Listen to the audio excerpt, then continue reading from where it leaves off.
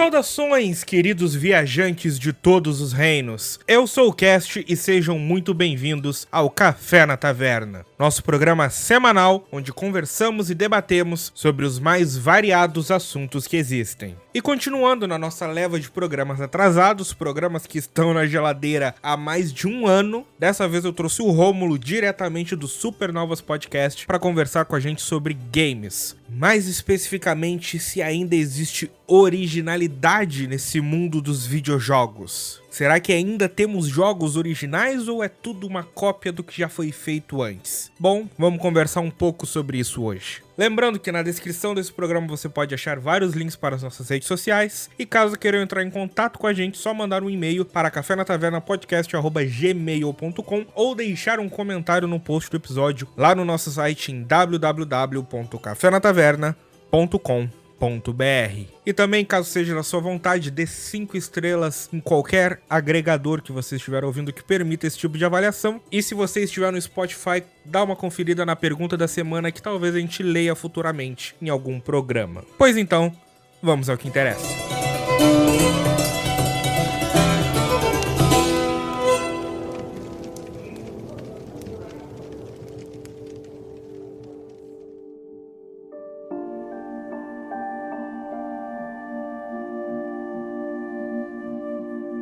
Mano, quando eu penso em originalidade ou falta de originalidade se tratando de videogames, eu só consigo pensar em Walking Simulator. Ah, é? É a primeira coisa que tiver em mente. É a primeira coisa, porque é aquela câmerazinha em terceira pessoa, geralmente em cima do ombro, e aí às vezes varia um pouco a gameplay, às vezes tu pode atirar, às vezes tu solta magia, mas no geral é tu andando por um mapa enquanto coisas acontecem. Não foge muito disso. Eu pessoalmente não curto muito esse tipo de jogo, embora tenha algumas pérolas, assim, o Gone Home, por exemplo. Gosto bastante, mas por outro lado, nossa, teve uns que me irritaram, assim, tenho trauma, praticamente. É complicado falar de Walking Simulator porque ele tenta retratar nossa vida. Nossa vida é um Walking Simulator. Nós andamos, fazemos coisas diferentes e andamos. Eles tentam projetar também histórias, uma narrativa, só que num pacing tão desinteressante que... Sabe quando a gente usa o argumento de que videogame é bom porque é como se fosse um filme que você joga, você está decidindo coisas. Walking Simulator vai ao máximo, a enésima potência disso e fica chato. Porque eu preferia estar vendo um filme, porque é uma tipo de passividade que eu não quero ter. Eu preferia estar vendo alguma coisa que vire a página sozinho pra mim, sabe? Pois é, eu sou do outro lado da moeda, eu gosto, porque eu acho que quando tu tem as limitações, tu acaba sendo obrigado a inovar, tem que ser inventivo. E apesar de a discussão ser no cerne de que as coisas não mudam realmente, porque é tudo baseado na mesma câmerazinha em cima do ombro, preso dentro dessa estrutura, tu tem coisas que, ao meu ver, são suficientemente atraentes pra compensar o fato de que é basicamente um jogo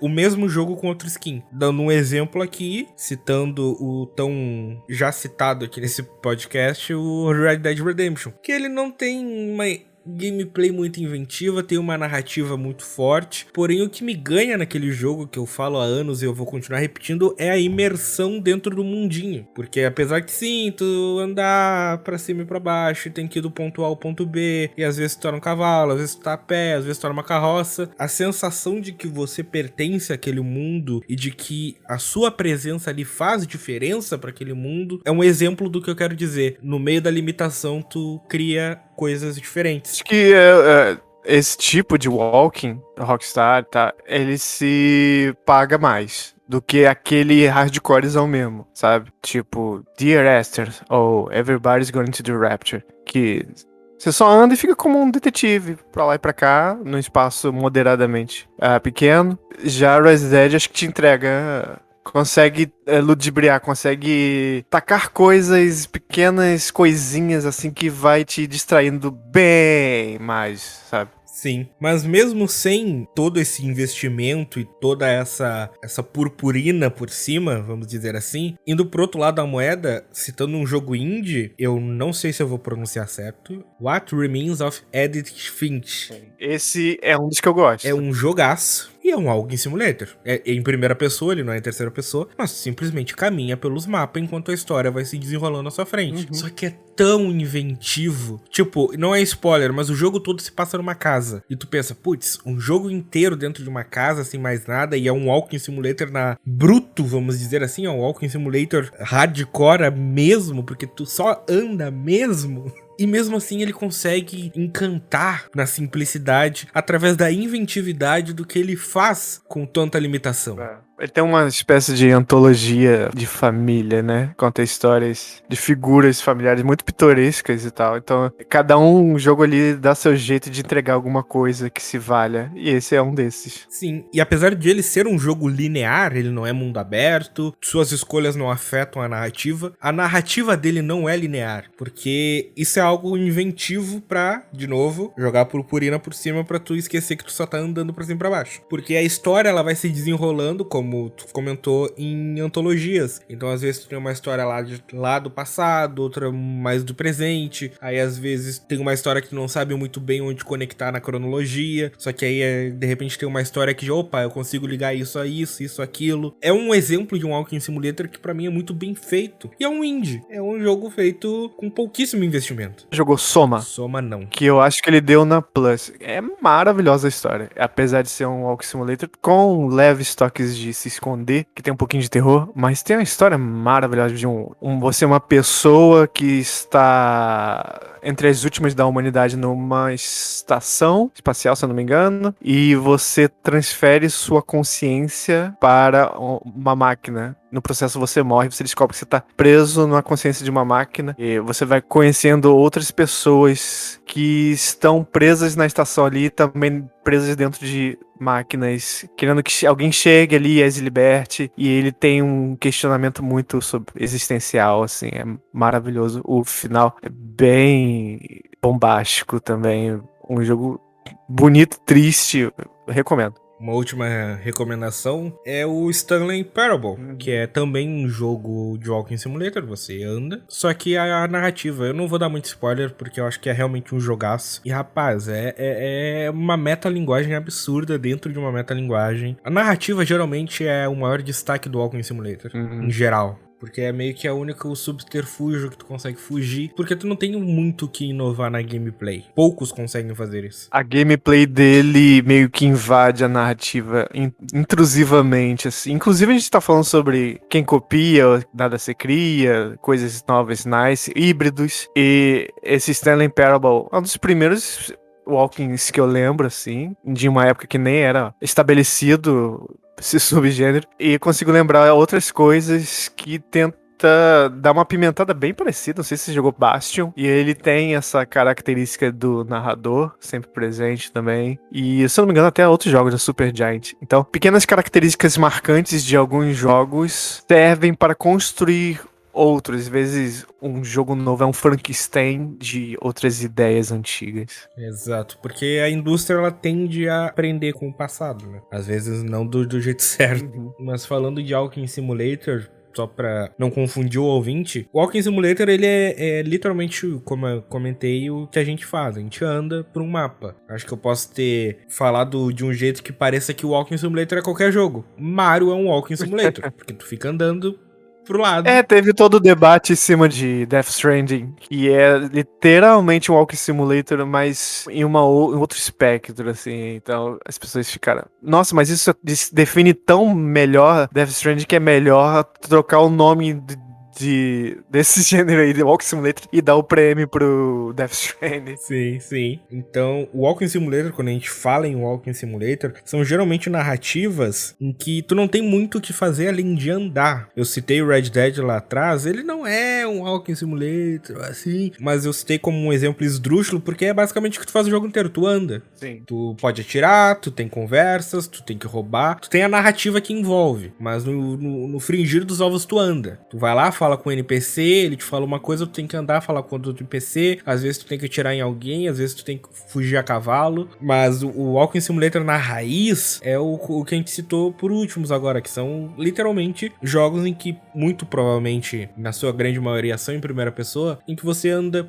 por um mapa. Sim. E gerou outros híbridos que não são de caminhar, mas a gente chama de experiências interativas, que são muitos dos jogos da Annapurna, por exemplo. Então, são jogos mais sobre sentir. Você não exatamente está sempre na pele ou em primeira pessoa vendo ela andar e tal, mas tem aquele mesmo gostinho de a experiência interativa, já que o Walking Simulator tem muito de videogame retirado dela, mas deixa poucos aspectos que compuseram videogame ao longo do tempo. Exatamente.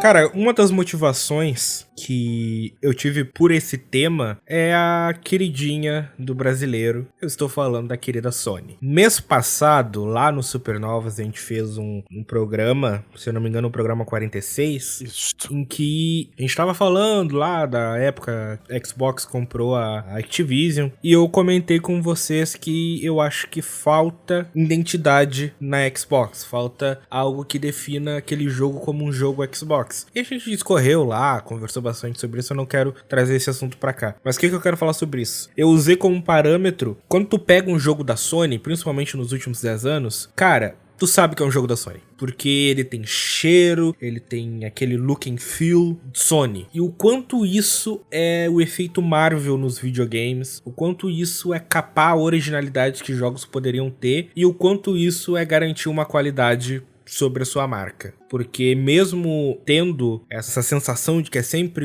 um jogo similar, que é feito pelos estúdios da Sony, mesmo assim são jogos que fazem imenso sucesso e ganham prêmios toda vez que são lançados. Então qual é a linha tênue entre usar algo que tá dando certo e aperfeiçoar e simplesmente não evoluir mais e ficar, sabe, aquele velho ditado, não mexe no time que tá ganhando? Que linha tênue é essa que divide esses dois conceitos que a Sony tá vivendo no momento? Eu acho que é o tempo. O tempo mostrou o quanto as pessoas amavam God of War clássico, pula alguns anos, e o quanto as pessoas não aguentavam mais. Chegou ao God of War Ascension e ninguém ligou pra esse jogo. Tem gente que esquece da existência desse jogo. Tanto que ocasionou a maravilhosa ressurreição dele como franquia, que foi algo benéfico. Nem todos conseguem se sair bem nessa. Eu ainda tô esperando isso acontecer com Gears of War, por exemplo, que exatamente sofreu também esse boom de as pessoas amam, quem jogou ama, só que tá socando ali, não vou dizer todo ano, porque não chega a ser um Activision com Call of Duty ou o Need for Speed. Mas mesmo assim, não tem como você ativamente todo ano entregar sempre as mesmas.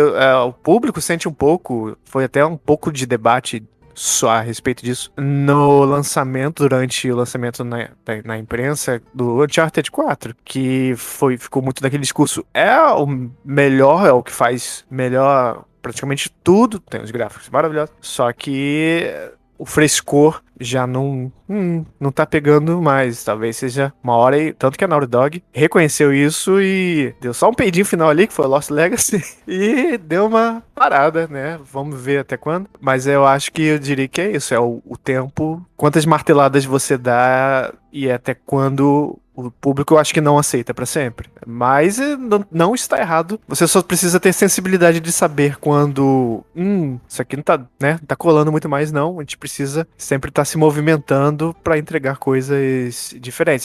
O bom da Sony é que dentro dessa coisa do terceira pessoa ombro, muitos sentimentos, muita maturidade dentro de videogames, ela tem esse leque de opções diferentes. Tem Homem-Aranha, caso você queira aquele tipo de aventura mais moderna, Nova York, etc.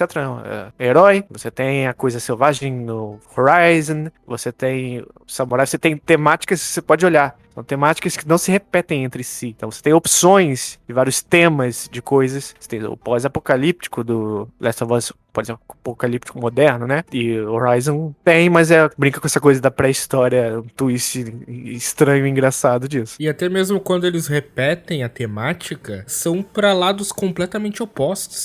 O bom é que existe essa conversa não dita em voz alta entre os estúdios. Ou existe, vai saber, né? Que eu tô usando de exemplo o pós-apocalíptico, zumbi no caso. Tipo, a gente tem pela Sony The Last of Us, que é um jogo sério, que é pesado, que é muito maduro, que trata de temas pesados, uma experiência angustiante de embarcar. E, por outro lado, tu tem Days Gone, que é Rambo matando, sabe, toneladas e toneladas de zumbi que aparecem na sua frente. E os dois são de zumbi. Exatamente. O segredo é você, pra fazer isso ir um pouco mais longe do que o normal, é você pelo menos ter várias temáticas. Existem inúmeras formas de você derivar uma coisa da outra. E eu acho que isso tá sendo feito bem. Tanto que ela tem esse poder de conseguir colocar Uncharted na geladeira, porque ela tem muito bem várias outras dezenas de franquias que podem brilhar aí. Quando forem, talvez, o pessoal ficar enjoado, vai lá e ressuscita o Uncharted e fica nessa, sabe? Pois é, porque eu tava pensando aqui, quem estabeleceu essa identidade da Sony a partir do PlayStation, final do PlayStation 13, principalmente no PlayStation 4, foi a Naughty Dog. Com o sucesso da trilogia original do Uncharted e com o sucesso avassalador de The Last of Us em 2013, eles meio que estabeleceram o que a Sony ia repetir pelos próximos 10 anos. Porque tudo depois foi esse foi o foco. Beleza, histórias maduras, gameplay em terceira pessoa, um mapa aberto ou um mapa linear, focado muito na narrativa, em personagens, em grandes atores, em uma grande trilha sonora, em grandes histórias. A parte jogo acabou meio que muda, mas não tanto. Então, algo que, por exemplo, eu vejo que outra empresa tem, eu não sou muito familiarizado com ela, eu nunca tive um console dela, mas ela é tão forte no mundo dos games que acaba reverberando, que é o que a Nintendo. Que a Nintendo, ela tem um look and feel de Nintendo, tu sabe quando que é um jogo da Nintendo, só que eles continuam inovando assustadoramente depois de o quê? 40 anos de existência. É verdade. Nisso, assim, a Microsoft tem esse caminho tortuoso porque tá sempre acontecendo alguma merda e ela não consegue ter uma década de paz pra poder se estabelecer. O PlayStation, por exemplo, teve um streak muito bom com o PlayStation 1 e 2. Então, isso fez com que ela não precisasse muito... Não, abandona tudo que a gente estava pensando para poder fazer contenção de dano, esse tipo de coisa. Tanto que a Sony precisou fazer isso no PlayStation 3 quando teve o vazamento dos dados lá e assim nascia PS Plus, que sem ela acredito que não haveria Game Pass também. E contribuiu muito para essa coisa de popularização de serviço em videogames, mas agora temos que observar para ver se ela consegue fechar a porta do escritório e agora ir pensar um pouco em paz, agora que as coisas estão mais calmas lá fora pra ela.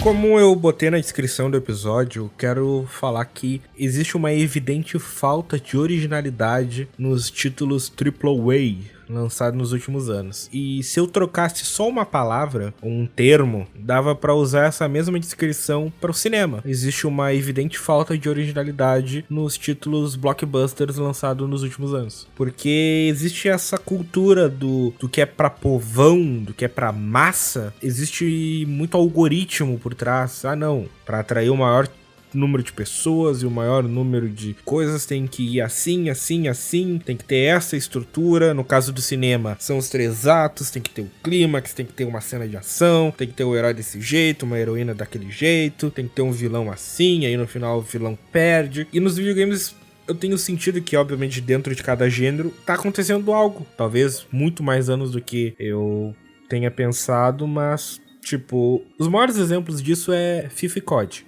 FIFA é exemplo claríssimo, todo ano é o mesmo jogo, com, entre aspas, personagens novos, né, porque eles atualizam os elencos. E COD também, todo ano é o mesmo jogo, só que agora é Segunda Guerra, agora é Guerra Moderna, agora é Guerra do Futuro. E parece que o mercado não anda. Tipo, uma das maiores, entre aspas, inovações, talvez nem, tira essas aspas, uma das maiores inovações dos últimos anos foi o Battle Royale. Só que como qualquer coisa que dá certo, satura rápido. Sim.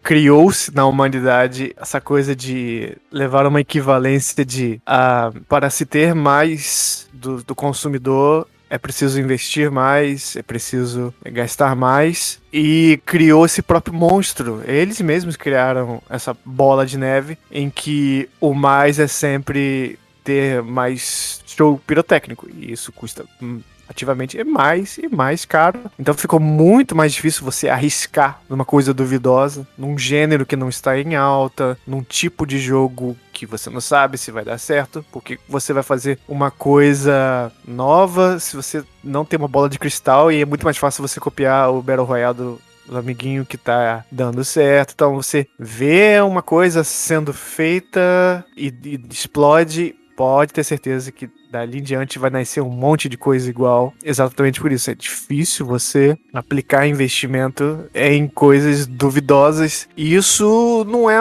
só uma teoria minha, não. Isso é ativamente, são notas de imprensa dadas ao público. Por exemplo, a Ubisoft, que diz que... A Ubisoft e a Sony também falou que cada vez mais elas vão ativamente investir menos em IPs novas e coisas do tipo, e focar mais só no que tá dando certo. Ou seja, continuações e continuações e continuações. E se vir coisa nova, Ghost of Tsushima, alguma coisa do tipo, é sempre algo que é bem similar ao que já tava dando certo no estúdio do vizinho do lado, né? Então, eu acho que tem muito disso. A Nintendo, eu li num livro, um dos CEOs da Nintendo mais antigos falou, né? Acho que foi o Gunpei Yokoi, que criou o Game Boy. A Nintendo, ela sempre teve, você pode reparar que é muito verdade, a coisa de... Não, a gente pega o hardware defasado e tenta fazer a miséria com aquilo, porque isso vai nos dá mais lucro, porque o investimento vai ser menor, porque a gente não, o Nintendinho, ele é feito com componentes dos mesmos componentes do Atari, que é comparavelmente muito, muito inferior. Você bate o olho, isso é outra coisa. O Nintendinho é muito superior, mas se você for ver, são basicamente os mesmos componentes. Então essa é a filosofia. Enquanto as outras é mais fácil a gente pagar um dinheirão aí, né, e bota uns gráficos foda e os melhores processadores, os melhores GPU, e é isso que o público vai querer abocanhar, porque é lindo de ver, é cinematográfico, é isso. Pois é, porque muitas vezes tu acaba se entusiasmando com as novas possibilidades que alguma ferramenta nova possa trazer. Exato. E tu deixa de ser inventivo, como eu comentei no começo do programa. Exatamente. Na limitação, citando o mesmo jogo lá da Edith Finch, na limitação, tem que inventar, tu tem que pensar fora da caixa. Quando tu tá tão transbordando por algum tipo de ferramentinha, tu acaba só fazendo o Ratchet & Clank do PlayStation 5. Sim. Que é um jogo bacana? É um jogo bacana. Uhum. Só que ele se apoia tanto na ideia dos portais, que o que mais tem? Ele é o Crysis do PlayStation. Eu acho que a humanidade, ela funciona, quando você trata de cultura, funciona melhor na angústia. As melhores letras na música você vai ver, foi por causa de alguma paixão perdida, alguma agonia. Cinema deve ser diferente de grandes histórias. Videogame, com certeza, também você no perrengue, mas assim, claro que tem aquele limiar do que é crunch e o que é realmente trabalhar com limitações para produzir coisas maravilhosas ali. Acho que o único bom exemplo que vem à cabeça é o Donkey Kong Country, a música daquele jogo, né? no Super Nintendo. Exatamente. E outro exemplo que me veio à cabeça agora é o Symphony of the Night, o Castlevania lá. Você poderia muito bem seguir com o modelo 3D, já que você tem um PlayStation explodindo aí e provando que agora sim jogos em 3D dão certo, quando outros já tentaram antes, timidamente. Mas não, vamos fazer o que a gente sabe, aproveitando o hardware de outra forma. Vamos fazer o 16-bit definitivo aqui. E pra quem não sabe a história, a Konami, que esse jogo foi lançado na troca da geração dos Super Nintendo pro PlayStation, né? 97 ele, se não me engano. Ou no caso do Super Nintendo pro 64. E a Konami queria jogos 3D. Só que já tinha um jogo em 2D do Castlevania engatilhado. Que, tipo, não tinha mais como voltar atrás. Tinha que ser terminado de ser lançado. Então, enquanto tinha um time de desenvolvimento fazendo com as novas ferramentas, o mundo 3D, Nintendo 64, blá, uma outra equipe menor tava trabalhando no joguinho que tinha que ser feito pra geração antiga, e os caras simplesmente lançam um dos maiores jogos da história dos videogames, enquanto Castlevania de 64... Horrível. É aquilo, The Last of Us 1 é o melhor que o PlayStation 3 tem a oferecer, em vez de ficar tentando emular o que estava vindo por aí, o PlayStation 4. Pega o que você sabe de melhor e faz, não fica tentando inventar, pegar carona no futuro, tem que tomar muito cuidado com isso. Não, pega o que você sabe fazer de melhor até então e faz aí uma obra aí, com suas melhores ideias, acho que é isso.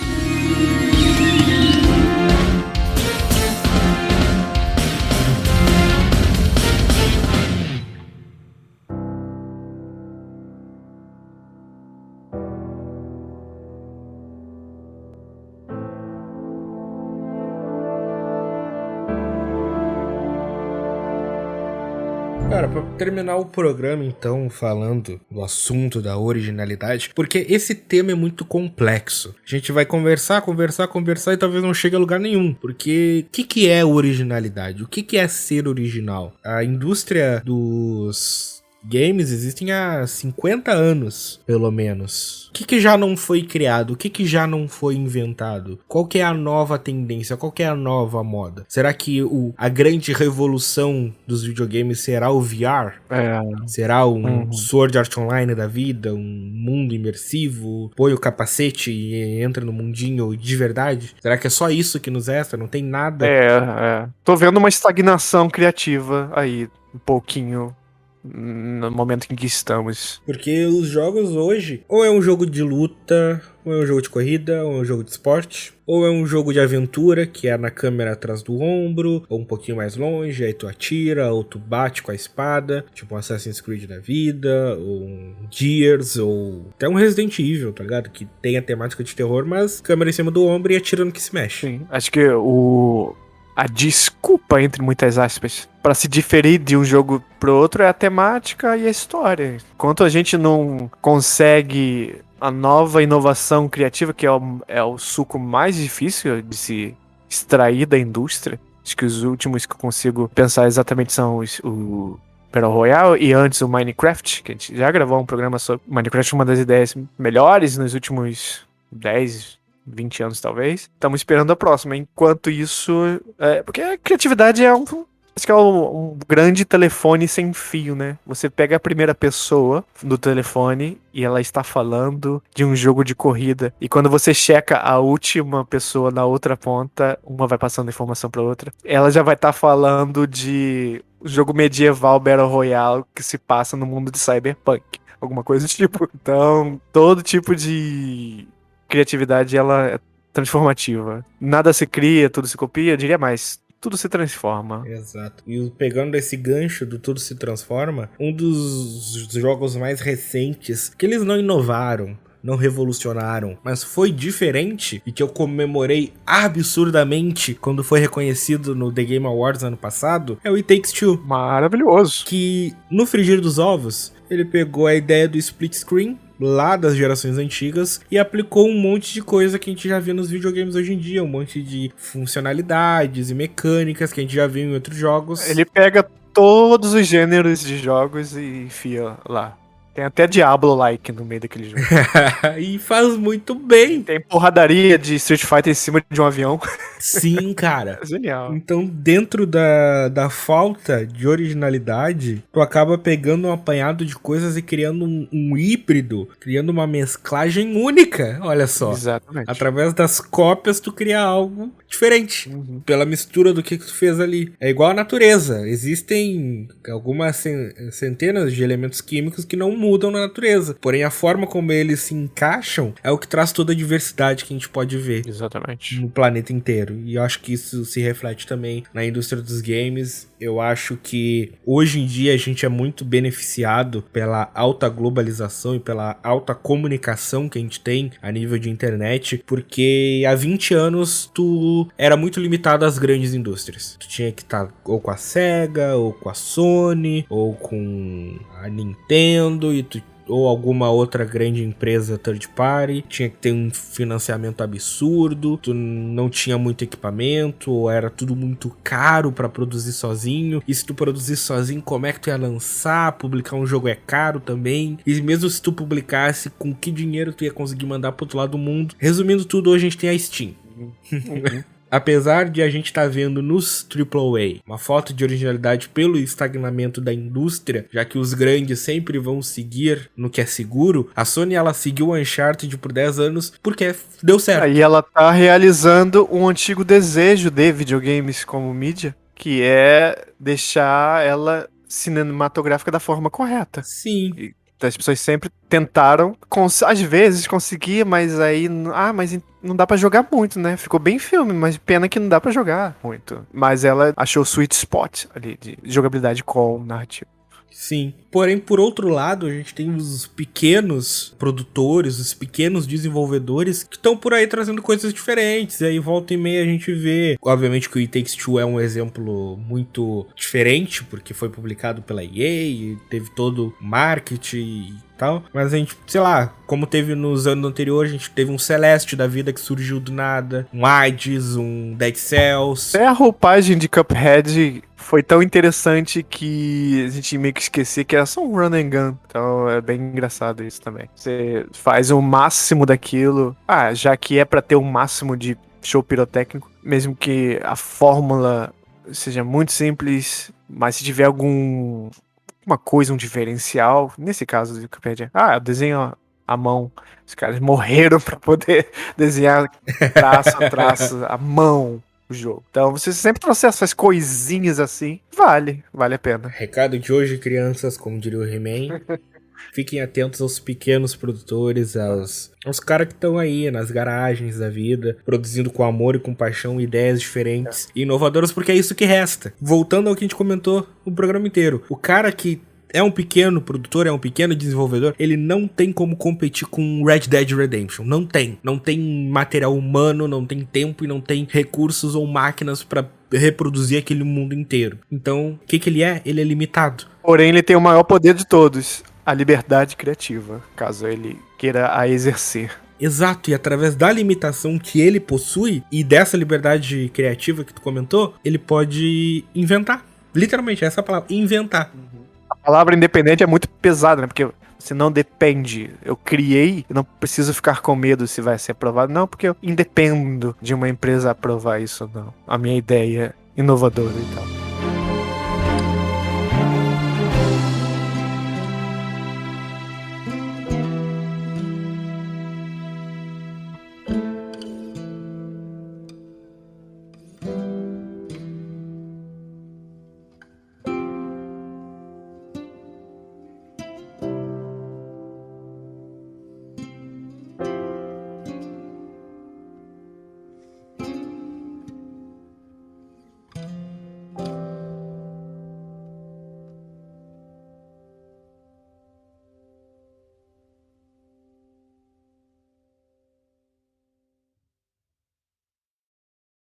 Cópias sempre haverão. As descaradas, que tem umas também, a gente falou, né? Mas tem umas que realmente não merecem, assim. É só o jogo que quer tirar a criptomoeda de você no Steam, esse tipo de coisa.